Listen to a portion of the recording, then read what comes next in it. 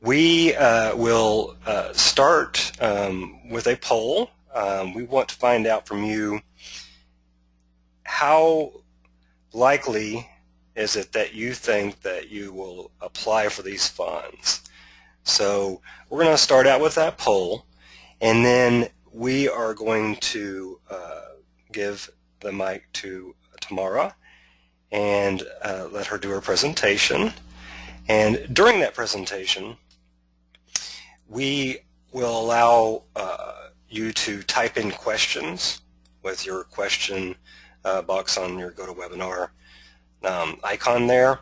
And after she's done, I will ask the questions to her, and so she can provide those answers. But we want to start you out with a poll to begin with here. So this poll is asking you if you are considering applying for SSVF. I'll give you a minute to complete this.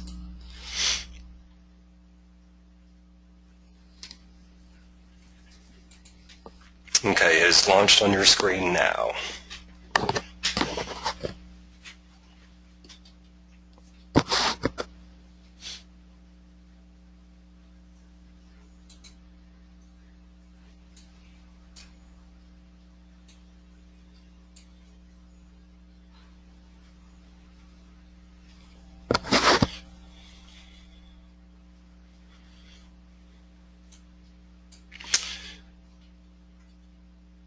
Please go ahead and submit your answer on whether or not you are considering applying for supportive services for veterans families grant.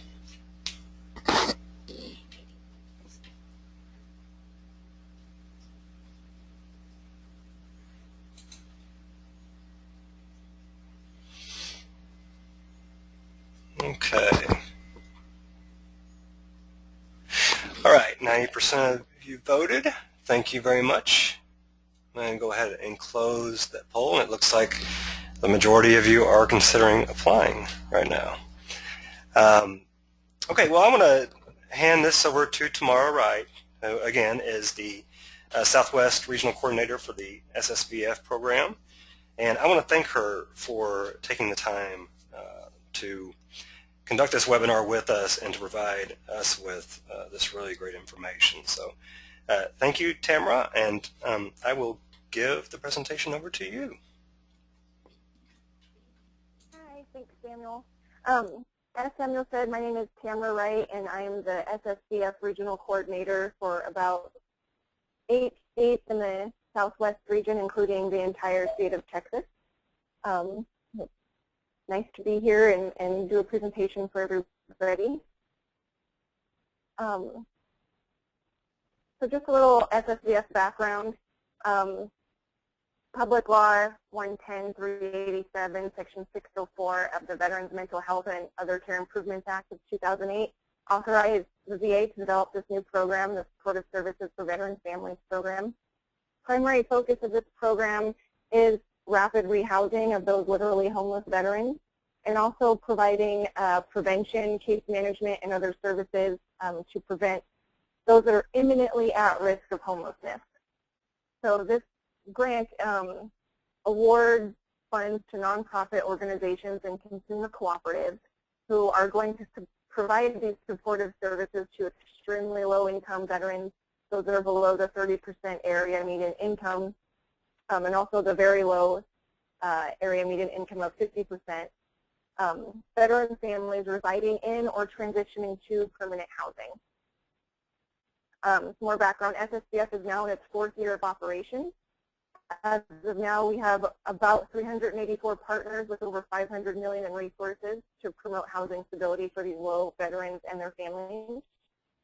And some data through October 13th through May 2014, SSVF has served over 81,000 participants, which includes 51,541 veterans, over 17,000 dependent children, and through May 2014, almost 35,000 exited the program, and 82% of those exited into permanent housing.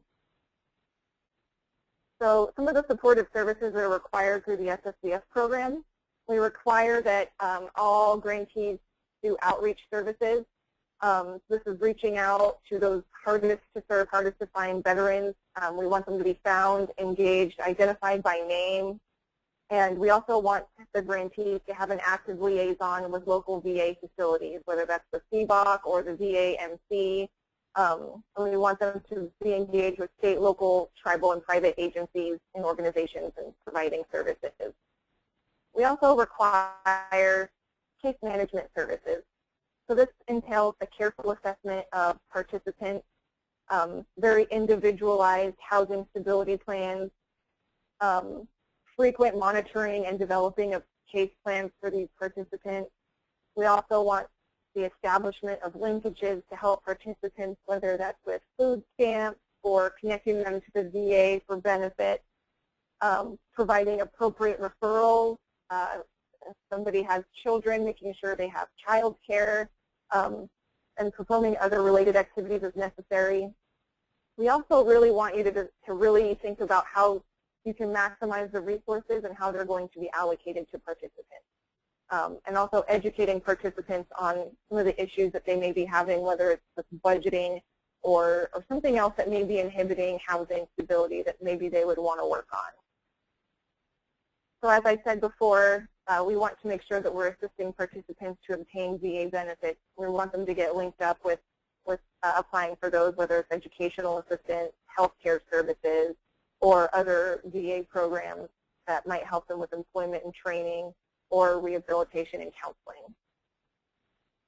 We would also like to assist participants in obtaining and coordinating the provision of other public benefits, so TANF, food stamps, or anything else that you may have in your community that's going to help maintain housing. This is a housing program. So we also recommend providing BoS tokens, income support services, linking them up with legal services if necessary, housing counseling and housing search services, and through referrals, healthcare services if needed, daily living services if needed. And the daily living services we're talking about are those that are like in-home health aides or something like that. And also personal financial planning services.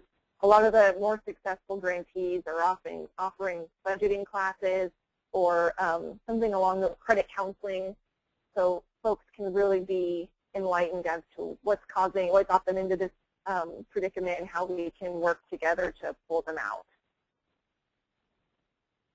So some optional supportive services. Temporary financial assistance as of right now is a optional supportive service for most grantees. It is required for Priority 1 grantees, which are those communities that applied for the surge funding that was released last year. And a lot of the funding that is being released right now is also Priority 1. So the Texas Balance of State NOFA that was just released in October will be required to have a minimum of 40% temporary financial assistance in their budget, and it will be a required service. And these payments must be used to help participants remain in or obtain permanent housing. Again, this is a housing program. We're trying to literally house the homeless off of the streets, and that's the focus of the program. A lot of these payments are subject to restrictions in the final rule, and again, the NOFA will further discuss the time amount limitations and how these temporary financial assistance must be used and tied to housing stability plans, and payments must only be to third parties. As of right now, this is subject to change sometime in the near future. The time amount limitation for rental assistance is a maximum of 8 months in a 3-year period and no more than 5 months in any 12-month period. Utility payments are a maximum of 4 months in a 3-year period and no more than 2 months in any 12-month period. And security deposits is a max of 1 time in a 3-year period for both deposits for security and utility. Moving costs is a max of 1 time in a 3-year period. Emergency supplies has a maximum of $500 during a 3-year period, and we have this outlined in our program guide of what constitutes an emergency supply. And then child care is a max of 4 months in a 12-month period, And then with transportation, there is no limit for tokens or vouchers. However, for car repairs, that is directly tied to their housing stability, as that's how they're going to get to their employment, is the maximum of $1,000 in a 3-year period. So you want to make sure that you're really maximizing your resources, and this is a very short period of time in regards to rapid rehousing for participants to be getting financial assistance. So who's eligible for SSVF? You have to be a veteran who has a other than dishonorable discharge. The veteran must be the head of household. A qualified veteran includes a person who served in the active military, naval, or Air Force and who is discharged or released under conditions other than dishonorable. And you must be very low income. So under 50% area median income, although our target populations are those that are under 30% area median income, veterans that have dependents, the Operation Enduring Freedom, Operation Iraqi Freedom, and Operation New Dawn veterans, veterans that reside in rural areas, and also veterans that are in tribal areas. And also for participant eligibility, you must be occupying permanent housing, which means you're either in Category 1, which is a homeless prevention category. So this category includes veteran families who pass the homeless prevention screening threshold that grantees all get once they apply. Screening includes verifying the household's imminent loss of housing and the lack of any or other resources or supports they can quickly utilize. So this is for somebody that can live in a rented or owned housing, be doubled up or staying in a motel or hotel that is not paid to provide shelter for the homeless. And they must have one or more risk factors, which are listed in the prevention screening threshold. And grantees will decide how many points based on weighted risk factors applicants must have to reach your eligibility for homeless prevention. And then Category 2 and 3 are both our rapid rehousing categories. And these are the literally homeless and may remain homeless but for SSVF assistance. The VA generally uses high definition, but our definitions of homelessness is a little bit different than what is in McKinney-Vento, so that's something to pay attention to. Category 2 is scheduled to obtain housing within 90 days, and Category 3 has exited permanent housing within previous 90 days in order to seek housing that is more responsive to the very low-income veteran families' needs and preferences. So basically what you want to keep in mind is rapid rehousing is for the literally homeless, and so that's it's just a bunch of what John Kuhn calls gobbledygook, just to pay attention to the rapid rehousing and the homeless prevention as the two separate entities. So as of March 31st, the VA had a policy update. Veterans do not presently have to be VHA eligible, but there is still legal guidance that is pending. So a formal legal opinion has been requested from the VA's Office of General Counsel related to whether SSVF and GPD can serve veterans who are not also eligible for VA healthcare. Until a final legal opinion has been issued, grantees may return to serving veterans consistent with program rules and guidance in effect prior to December. This means that veterans do not presently have to also be eligible for VHA healthcare benefits. So for purposes of eligibility, a veteran is defined as a person who served in the active military, naval, or air service who is discharged or released therefrom under conditions other than dishonorable. Provided the individual has served in the active military, air service, National Guard, or Merchant Marines and was discharged or released, they qualify as a veteran for SSVF purposes.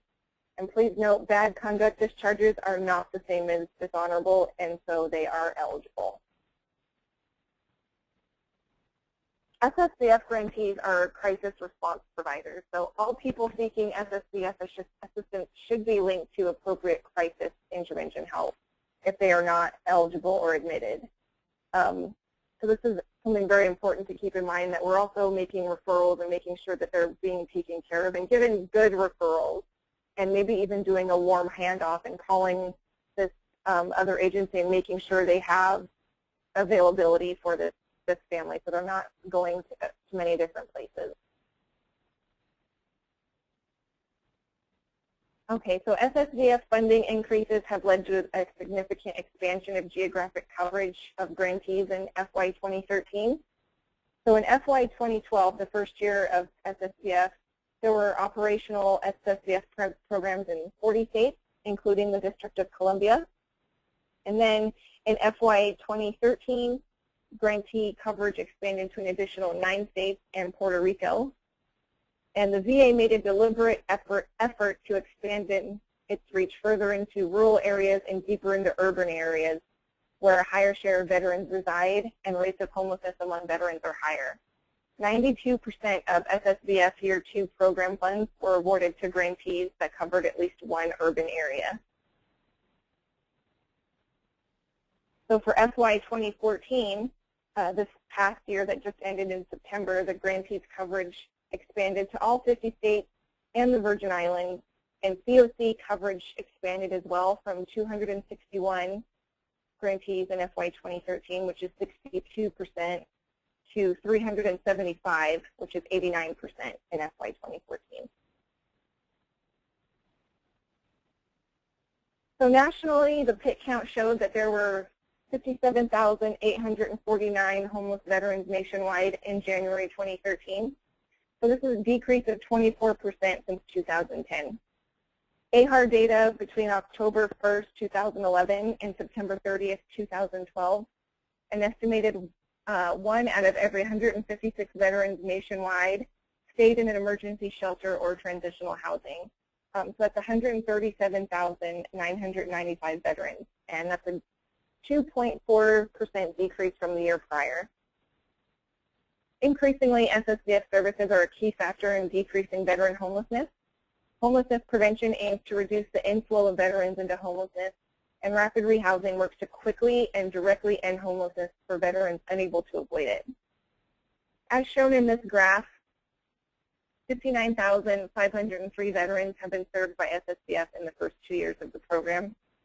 62% of those were literally homeless, sent into SSVF, and received rapid rehousing assistance. The remaining 22,937, or 38% of veterans, were imminently at risk of literal homelessness at program entry and received homelessness prevention assistance. So overall, a total of almost 98,000 persons have been assisted by SSVF over the last 2 years, the majority of whom were literally homeless at program entry.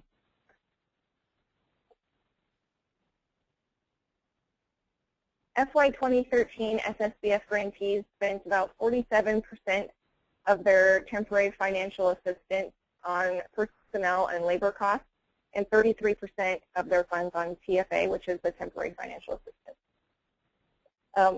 33% spent on TFA in FY 2013 and exceeds the 30% cap originally established in the first NOFA, but we did increase this to a maximum of 50% to reduce the number of eligible veteran families who were turned away from services. So this adjustment came mid-year and has carried through the following years. So here I focus on TFA because it's a key role in directly serving SSVF clients and the light it sheds on the activities of grantees. As you can see, the rent-related assistance was the largest TFA category at 61%, or $19.7 million. The second largest TFA expenditure was rental-related security deposits at 26%, or $8.5 million. And also of note, utility fees and deposits consisted of nearly $2 million of TFA assistance, and that's about 6% of the total.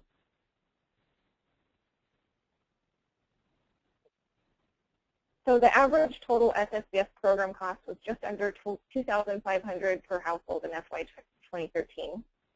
Average cost went down between FY 2012 and FY 2013 overall, with a 12% reduction in average cost per household served.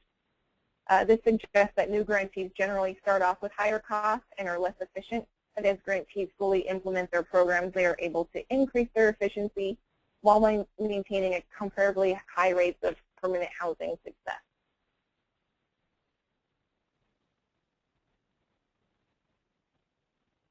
Okay, and so SSVF persons served by household type in FY 2012 through 2013.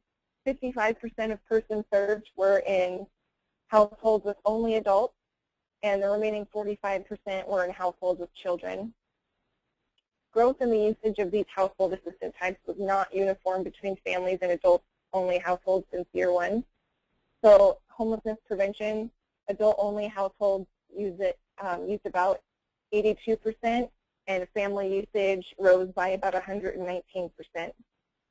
As for rapid rehousing, family usage increased by 89%, and adult-only increased by 106%.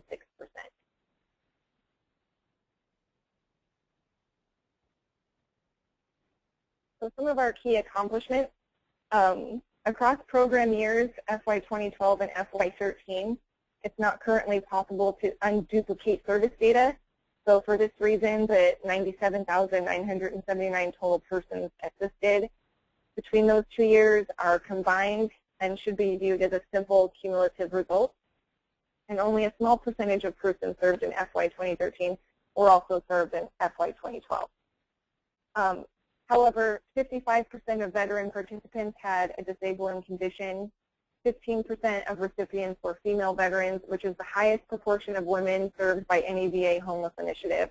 And I think that's amazing. It shows a lot with our focus on veterans and families, because these family members can also get case management and financial assistance. And 17% of veterans assisted were Iraq or Afghanistan, and 60% of those were homeless at the program entry. So that, again, the average cost per household is about $2,500, and 84% of persons exiting the program had a successful outcome and exited a permanent housing. A little over 24,000 were veterans, and median length of service was short at 90 days for adult exiters, and return to homelessness after the SSVF program exit has been minimal. For prevention, about 89% of single veterans and 93% of veteran families did not use VA homeless services within a year subsequent to their exit from SSVF program. And for rapid rehousing, approximately 84% of singles and 90% of families avoided a return to VA homeless programs within a year subsequent to their exit from SSVF. Something also of note, though, is when we're looking at households that have zero income or significant housing barriers, also had very similar success rates with SSVF. Around between 80 and 84% was a success rate for zero income households as well. So some of our core concepts, practices, and challenges. SSVF is a crisis response intervention program, so it's very quick, very rapid. We use a housing first model. We do not have preconditions that you have to do before you get into housing. We promote that you put them in housing first and kind of work with the other issues through case management services and connecting them to other services in the community. And it's also very consumer choice driven. We want the housing stability plans and the case management to be very individualized. We want the individual, the veteran, and their family to really decide what they think they should work on and what goals they want to have. It should not be cookie cutter, all the same housing stability plans and all the same case notes. It should be very unique to that individual. So some of our rapid rehousing goals. Obviously, to reduce the length of time on the street and in the shelter. We don't want veterans, we think that the length of time should be very rare, or very short, and when it does happen, it's very rare. We want to obtain permanent housing, and there's no limits on length of stay or as long as the tenant has a lease. We want to increase income available for rent, either from employment, benefits, reduction in expenses, or things of that nature. And we want them to be in permanent housing at exit, and so no immediate or near-term return to shelter or the street. So rapid rehousing shortens the length of time people remain in homelessness, and this goal has two important benefits. For communities, a shorter length of homelessness means shelter beds turn over more quickly, allowing other households in crisis to access this resource. This is particularly critical for communities where shelters are completely full. And for individuals, as mentioned earlier, a shorter period of homelessness avoids the negative impacts on employment, health, substance use, and education. The longer people remain homeless, the more serious these factors become for their long-term stability. And then for rapid rehousing clients to obtain permanent housing, and especially in regards to the housing first model, on Maslow's hierarchy of needs, unmet survival and safety needs dominate behavior until those needs are satisfied. The person can then turn to their other unmet needs, such as income, family, reunification, improving health, and etc. Permanent housing allows the household to gradually or quickly move on to other life issues. And stress works in the same way. While a person is under stress, they actually are cognitively impaired. We are biologically programmed to put executive thinking on hold, and thus it becomes difficult and even impossible for a person to truly focus on the future when they're really worried about their survival on the street. And some of our key practices, again, I know we've already said this, but they should really be individualized and very flexible. And this also pertains to who's eligible. So we serve a broad range of populations.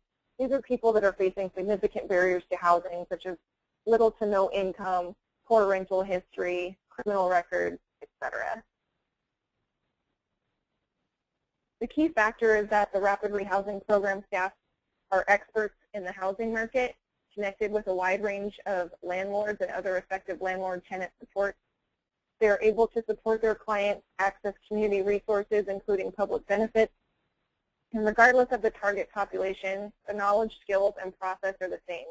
This is individualized assistance and flexible in altering the plan whenever necessary. It's creative and practical problem solving, and it's supporting their client's self-efficacy, confidence that they can handle this crisis through offering respect and choice without any blame, shame, or guilt.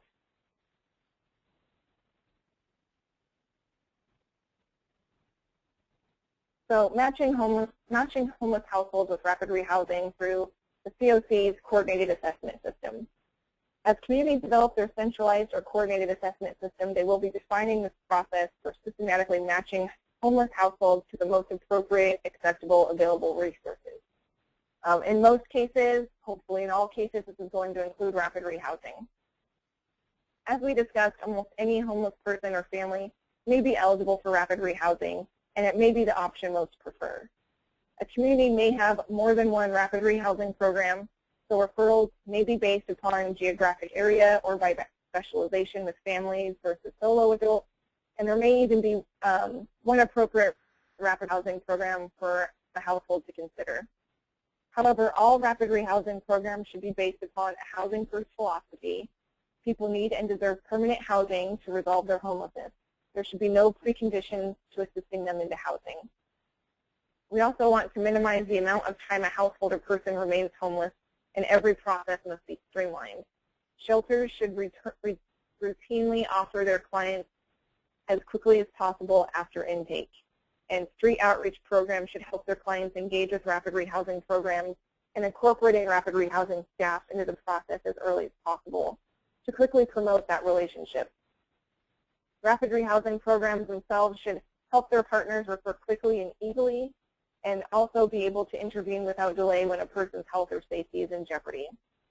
They must also be familiar with the eligibility determination and documentation requirements, and so efficient with securing the processes as early as possible, and making sure that client receives assistance almost immediately.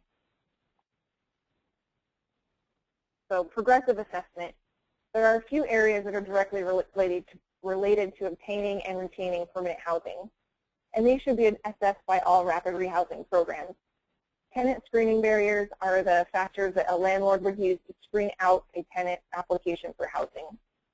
Landlords screen to minimize the risks of unpaid rent, damage to the unit, conflict with other tenants, and calls by the police. And the assumption is that rental history is going to repeat itself. Some other barriers are poor or no credit, late or missing rent payments, and a history of eviction, criminal history, especially those that are arson and sex offenders, poor references from past landlords, and the program should really seek to assess these barriers, not to screen people out, but really work and decide how to match them with the right landlord and what incentives are necessary to obtain housing. The housing retention barriers are the factors that have cost the participant his or her housing in the past. These are not all problems a person may have, but patterns of behavior that have prevented the person from paying rent, following the lease, taking care of the property, and getting along with the landlord and other tenants. For example, if the participant's sister borrowed the rent money once and didn't pay it back before the first of the month, that's bad. But if she has done this several times and the participant was evicted as a result, then that becomes a housing retention barrier. The most common is income that is so low and there is no savings to cover financial emergencies and still pay the rent. Also, lack of understanding of tenant rights and responsibilities, inability to understand lease requirements. This includes behaviors that conflict with the quiet enjoyment clause that's in so many leases, which means the tenant must control children, guests, noise, trash, and conflict. Programs assess these not to screen people out, but to develop a housing stability plan to eliminate, avoid, or manage these barriers so the participant can be more stable in their housing. So housing plans focus on housing and participant self-determination. The housing plan should probably be called stability plans because should be called individual stability plans because it's likely each participant will need several successive plans. The key is to focus the plan on one time-limited, reasonable goals that result in getting and keeping housing. Remember that most of the time life goals that require significant behavior change, even when related to housing, should wait until the person has been in housing long enough that stress levels have decreased. Even when a participant agrees to multiple simultaneous goals, be aware that this may be false hope syndrome and the desire to change does not correlate to the ability to change. And when participants fail at the plan, they start by assuming the plan was too ambitious, or the goals did not really match the participant choice. Don't assume the participant is unmotivated, sabotaging, or gaming. It could just be that it was a little bit too much for them to take on all at once. That's a signal to really update the plan and make sure it's been individualized and it's reasonable goals that they can really take on. So we know most people can exit homelessness with limited assistance and they will not return to homelessness. Therefore, it makes the most sense to define a basic level of rapid rehousing assistance that is sufficient for most of your program participants. However, a small number will require more help, and it is unlikely you will know who these participants are until you see that the basic level is not going to be enough. If it's not enough, the household will be in conflict with their landlord, possibly in violation of their lease, and unable to make any progress on key action steps, such as applying for benefits or employment. When a participant demonstrates that the basic level is not enough, the program must have flexibility and a process for increasing support. And this includes for case management duration, intensity, or both. These situations must be tracked carefully, and since the overall program budget is fixed, but the flexibility should be built in from the beginning. So the best way to assess tenant screening barriers is the method that landlords use, and so buy a tenant screening report. While programs can do the same kind of background check, reports often require access to multiple databases and often in multiple jurisdictions, with each on its own software and restrictions. So equally important, rapidly assess the household budget and income to identify housing costs that the participants can manage. Over time, the program will work with reducing expenses, increasing income, or accessing free or reduced cost goods or services, renegotiating or consolidating debt. But the program will need to be a starting point to compare housing options. Whenever and wherever possible, the program should assist participants to apply for any housing subsidies or subsidized units, even if there are long waiting lists. And depending on the complexity of these steps and the level of client stress, program staff may have to directly assist with action steps, including obtaining documentation. So tenancy supports are important for several reasons. Compliance with their lease is critical for stable housing and rapid rehousing programs, and they must help tenants acquire the necessary knowledge and skills. Tenants often fail to understand the requirements of renting. The lease may be written in language that is difficult to read, and it's important to be able to explain the basic requirements in language that they can understand. There is often ambiguous language about tenant will not violate the quiet enjoyment of the premises, but this can include a wide array of problem behaviors like the inability to control guests. Also, home visits are the best way to identify the red flags of possible lease violations. While it's not possible to identify all the potential gaps in your program participants' knowledge and skills, programs may test for knowledge of basic landlord-tenant rights and responsibilities. And when staff make a home visit and can hear the TV 20 feet from the tenant's door, smell garbage from the hallway, or see that a boyfriend or girlfriend appears to have moved in, this becomes a teachable moment about the requirements of the lease and how to set the volume and options for adding the friend to the lease or asking the friend to leave. So efficient use of financial assistance. Similar to supportive services, it needs to be progressive, so it's the least amount necessary and more offered when basic level is insufficient. This is why we don't encourage grantees to have a set amount set aside per household, because some households are only going to need maybe one-time assistance, and it's going to be a very low amount. And sometimes you're going to find somebody that's, got zero income and is going to need more support from the program. So it really needs to be individualized and flexible with the SSVF program. Generally, it will not be based on expectation that participants will pay only 30% of their housing at exit.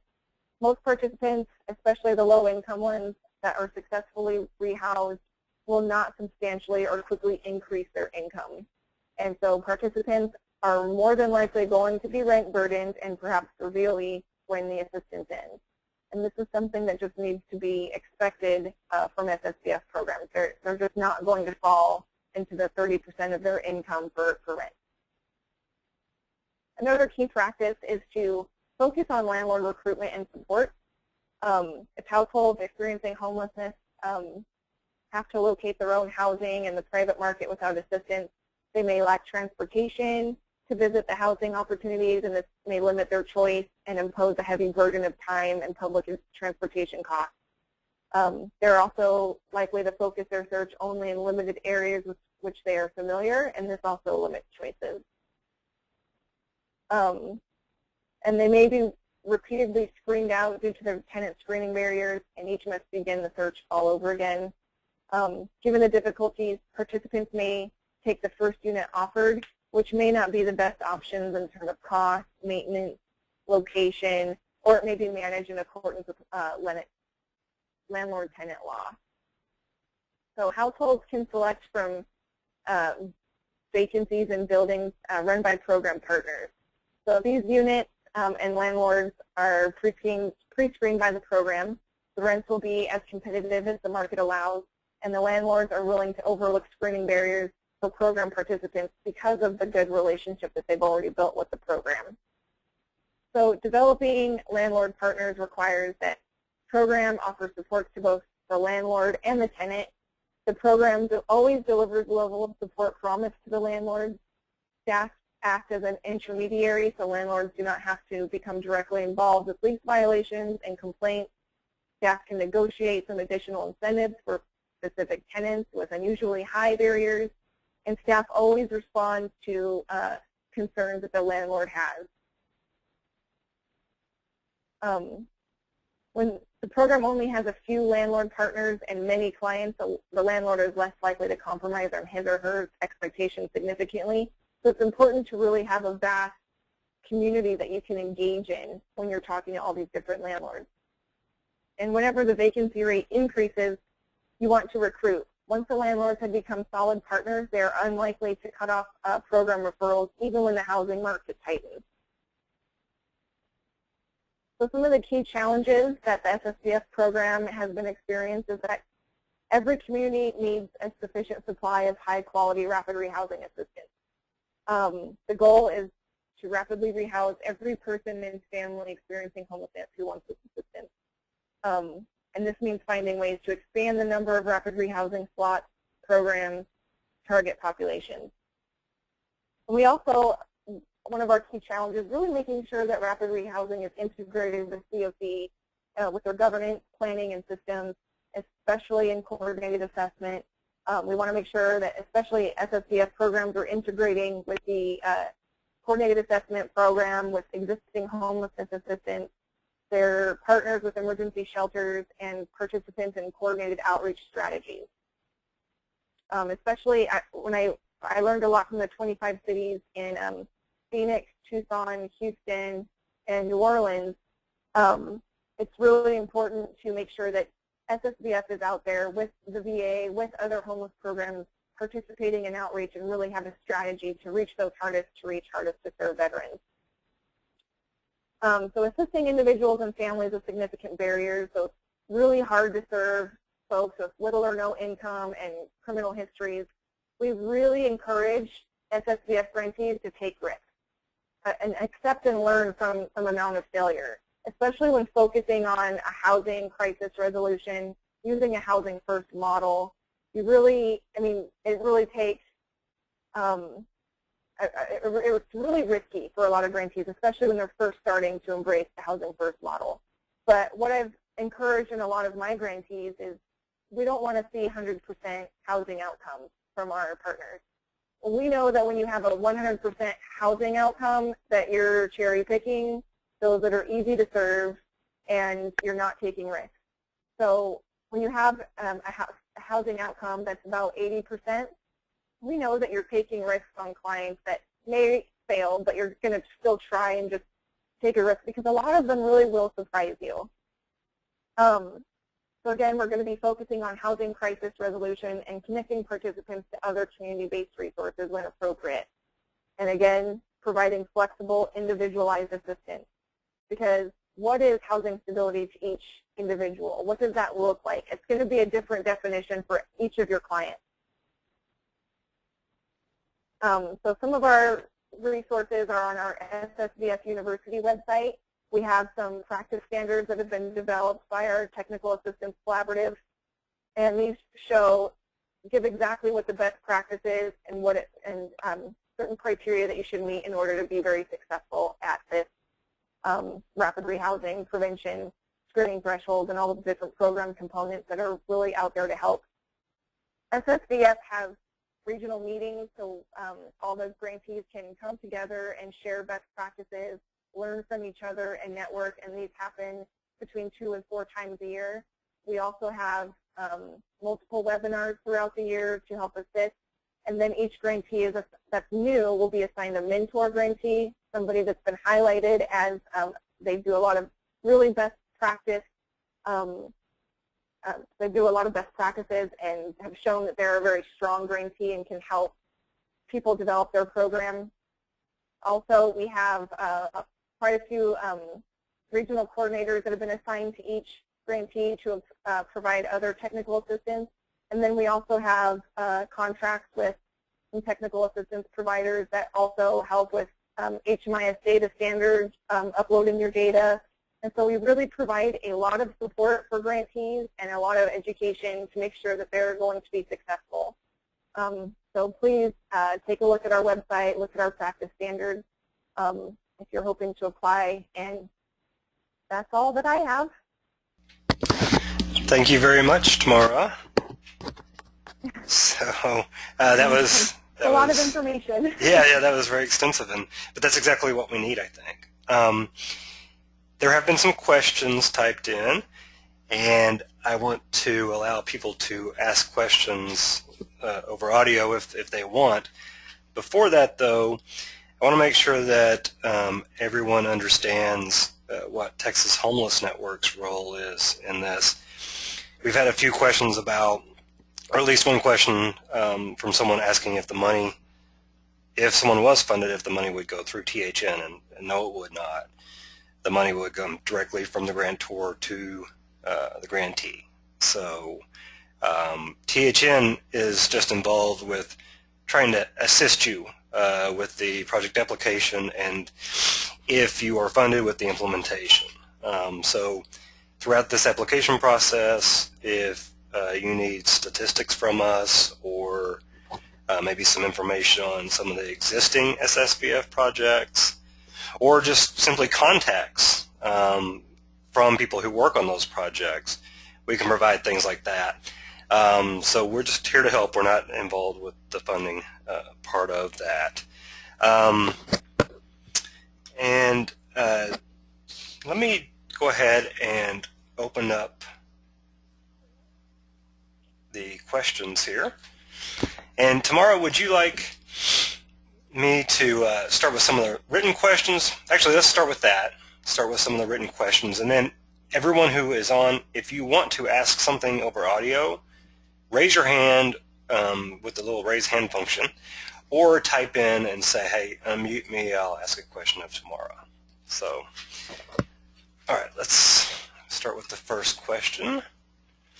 Okay, Tamara, Victor Riviera asked, although the term literally homeless is emphasized, does this also apply to veterans who are living with relatives for short periods of time? Veterans that are living with relatives, regardless of the time, would be considered homeless prevention. So they would be eligible, but they would be under the homeless prevention category. Okay, thank you. He also writes, does this program apply to all veterans regardless of the war or non-war, I guess, regardless of the service? Yes. Okay. And for those of you who asked if we will provide slides to you, tomorrow you are planning on sending us the slides, right? Yes. Okay, and so I will email that out to everyone who has attended and those who registered. Cindy Holtman with Star Care in Lubbock asked, sorry that the question just bounced up here. How is this different from the round of funding that was awarded in August and September? So Isn't that we just have 3 different priority funding. Priority 1 funding, which is what y'all would be applying for, is temporary. It is 3-year non-renewable funding, and it's meant to be sort of like a surge of funds to just rapidly rehouse these homeless veterans and prevent more from falling into homelessness. So the difference is that priority 1 funding is temporary. Priority 2 and 3 is something that you can apply to be renewed. Okay, great. And I actually asked her a follow-up question about the priority levels. I'm sorry, you answered that next question. Does this funding include counseling assistance with veterans who suffer from PTSD? We would want them to be referred to the VA for counseling sessions. We are prohibited from offering mental health or medical services. This is strictly a housing program, and then referrals should be made appropriately for those that need additional assistance from the VA. Okay. So this question comes from Cindy Holtman again. She says, it seems as if the funding in the past went to urban areas that showed that they could serve either all of Texas, or I think maybe you mean, Cindy, a large part of Texas. So do we need to show that we can serve a large geographic area to be considered, or can we show how we will serve the rural area and still have a shot at this funding? We are definitely encourage rural areas to apply, as they're the ones that are really going to be having some difficulty, especially when there's not a whole lot of resources in the areas. So we definitely encourage rural areas to apply. And that is why the balance of state has been made a priority to serve those counties that aren't already being served by a program. Great. So if there's need, and you can show the need in your application, we definitely encourage you to apply. Okay. Are collaborative applications encouraged? They're not discouraged. Well, I would imagine a certain amount of collaboration would add to the proposal, right? When you have quite a few subcontractors, we have a lot of guidance on how you're going to monitor those subcontractors, and we have pretty strict guidelines on how you're going to do that. So they basically have to be audited by your program, at least on probably a quarterly basis, just to make sure that they're doing everything that they're supposed to be doing. And so you don't want to have so many subcontractors that it becomes burdensome. Okay, thank you. Roman Liel with Salvation Army asks, if each case is individualized, how does one request an extension on the prior limit set forth? Roman, we may need a little bit more information on that. Is that enough for you, Tamara? I don't. Yeah. Can you repeat the question? I'm sorry. He asked, if each case is individualized, how does one request an extension on the prior limits set forth? There is no way to extend the limits right now. However, there is a proposal to change the final rule and to extend the amount of rental assistance and utility assistance that can be provided, because something that the SSVF program is really great at is listening to their grantees and listening to what's going on the ground. And when we hear multiple times that if you want us to serve zero-income veterans, you're not giving us enough time to really make sure that they have the support that they need, then we try to make changes to accommodate what's happening on the ground. So we're hoping that that change is going to go through soon, and that should help with those limits. But as of right now, it's in the final rule, and it can't be changed for the temporary financial assistance limit. However, if a veteran still needs case management services, and you can show that they're not stably housed and document that, you can recertify them every 90 days. So usually somebody would be in the program about 90 days, but if they still need assistance, you can just recertify them for another 90 days. Okay. And that's all listed in our program guide. Okay. So we received a question about, I think it's, okay, they're asking for contact information for VA centers. So if you're wondering about that, everyone, we can send out that information to you, so you can contact your nearest VA center if you are trying to help someone right now who is a veteran. So applicants, so we have a question here from Modesta Putla. We choose priority 1 on this application, right, since we are in that priority 1 group.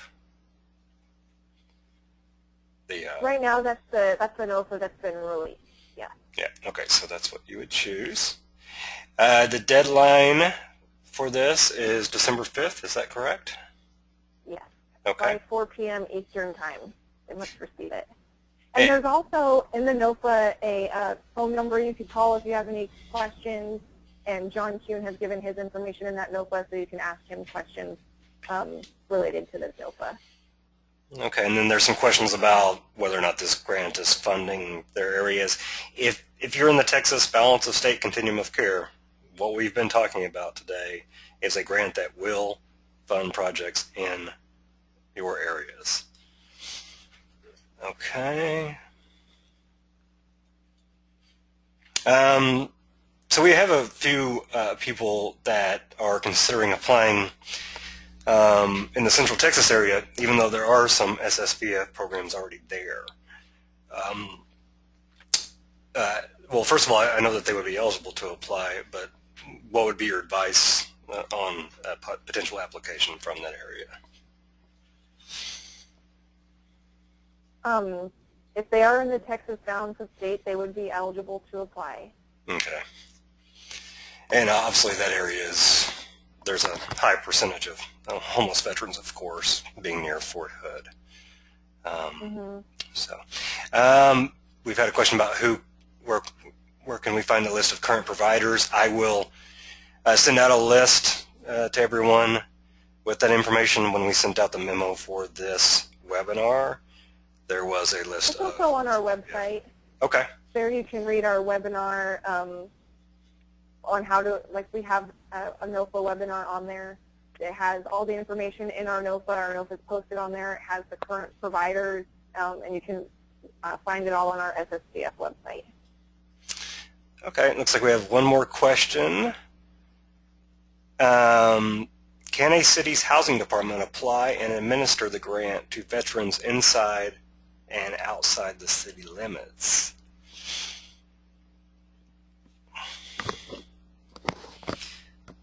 I'm sorry, can you? Well, okay, so the question is, can a city's housing department apply for this grant and serve veterans inside and outside the city limits? I think the second part is all dependent upon the city. Well, our grant lets you identify which areas you're wanting to serve. So you would outline your counties that you want to serve, and you would be eligible to serve in those counties. Okay. Okay. I think that answers all the questions that have been typed in so far. But I don't think that, I'm not sure that government entities are able to apply. It has to be a nonprofit or consumer cooperative. Okay. So Brenda Johnson with the Salvation Army in Denton, I believe that's where the question came from. Hopefully that answers your question. I'm sorry, Brenda, with Tyler, City of Tyler. Looks like we had another question come in. Our program has been, this is from Jenny Maldonado in Hidalgo County. Our program has been using ESG funds to service homeless prevention and rapid rehousing since 2001. I think maybe 2010. But we are considering applying for SSVF to serve veterans, but only in Hidalgo County. Will this limitation affect the probability of getting funded? I think it would depend on how many applicants apply for the balance of state funding, how well your application is written, and how it's scored. That's how they award the funding. So I'm not really sure. I didn't do the grant applications for Priority 1 funding. That's something that whole teams of VA folks were working on in Tampa last year, so I'm not really sure. Yeah, and I know you can't speak to the probability of receiving funding anyway. You're just right. So I think it would really depend on the need of the area, your application, and how well you demonstrate success in the past and using your data. Those are some things to look at when you're applying, and see if maybe you can serve some counties outside of yours. I mean, it's not like certain areas that serve more than one counties have a higher probability of being funded. We have lots of different grantees that only serve one county. Right, they should look at the need and their capacity, I would think, when they were considering. Yeah. Okay, so one last question has come in, and then we'll wrap up. This is from Marjorie Smith, and she is actually with the Salvation Army in Waco, which is a different CoC. I don't remember if you mentioned, did the Heart of Texas CoC, was that on this group for Priority 1? I don't think it was. No, it's just balance of state, San Antonio, Dallas, and Houston. Okay, so hopefully that answers your question, Marjorie. You would have to wait until the stage comes up to where you could apply through McLennan County. Okay, well, thank you so much, Ms. Wright. It's been a lot of good information, and I hope that we've answered the questions that the attendees have had. We will send out information on this after the presentation, and we have been recording this, so we will put it up on YouTube and put a link to it on our website. So thank you all for joining us, and before you leave, we would like you to fill out one more poll, so please take the time to do that. And I'm going to submit that now, And once you've taken it, you can log off and get back to your very busy day. Thank you very much for joining us, and thank you again, Tamara, for the great information.